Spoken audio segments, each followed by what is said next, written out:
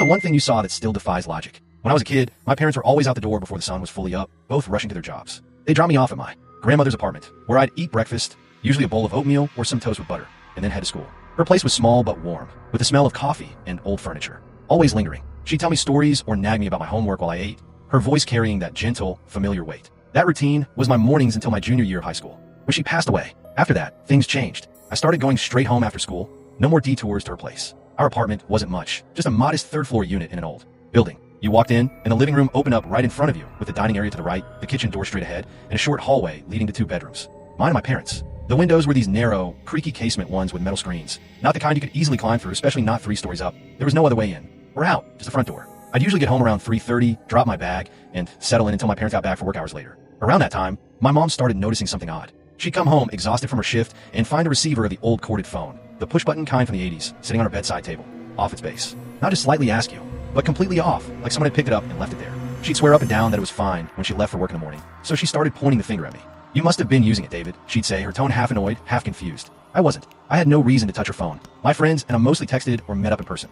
I wasn't tying up the landline for hours like she seemed to think, but she wouldn't let it go, insisting it couldn't just happen on its own. This went on for a few weeks, her coming home, finding the phone off the hook, and giving me that look. I shrugged it off, but it was starting to bug me. Then one afternoon, I got home a bit earlier than usual, maybe around 3 o'clock. I'd had a half day at school for some teacher meeting or whatever. I walked through the front door, same as always, keys jangling in my hand, and as soon as I stepped inside, I froze. 2 distinct footsteps, clear as day, came from my parents' bedroom down the hall. Not loud, but deliberate, like someone shifting their weight on the hardwood floor. I don't know why I didn't just stay put or leave. Maybe it was the adrenaline, or maybe I was just dumb, but I dropped my backpack right there and bolted toward the bedroom. It was only a few steps down the short hallway, so I was there in seconds. I burst into the room, heart pounding, ready to confront whoever it was. But there was no one. The room was empty. The bed was neatly made, the closet door shut, the windows closed tight with their screens intact. I stood there, catching my breath, feeling like an idiot for charging him like that. Then I saw it. The phone receiver, the one my mom kept, complaining about, wasn't just off the base. It was on the floor, the cord stretched out taut, like someone had deliberately pulled it as far as it could go and set it down. It wasn't flung or dropped. It was placed carefully, almost too perfectly. I stared at it, trying to make sense of it. I even tried to recreate it later, shaking the table, nudging the phone, tipping it over.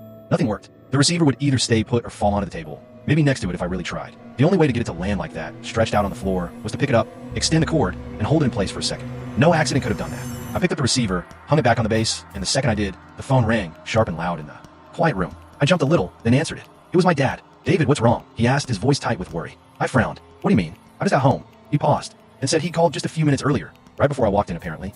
And someone picked up? He thought it was me, but whoever it was didn't say a word. Just silence. He'd hung up, tried calling back a few times, and only got through now, after I'd replaced the receiver. I didn't know what to say. I told him about the footsteps, the phone on the floor, all of it. He didn't have an answer either, just told me to lock the door and wait for him to get home.